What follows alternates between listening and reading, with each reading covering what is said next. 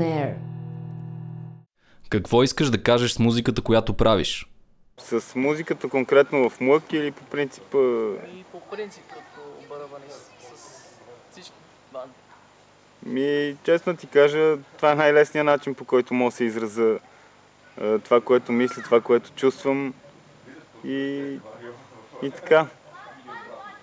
Музиката е универсалният език, ти знаеш най-добре. Могат да ме разберат и китайци, и иранци. Какво е да свириш с група Млък? Уникално, приятно изживяване и доста зареждащо.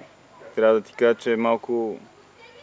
Ти добре знаеш как се цикли тук в българския музикален живот, но те ми подействаха като силна дигаща инжекция и в момента разцепваме, репетираме доста сериозно и се чувстваме много добре заедно, което е най-важното.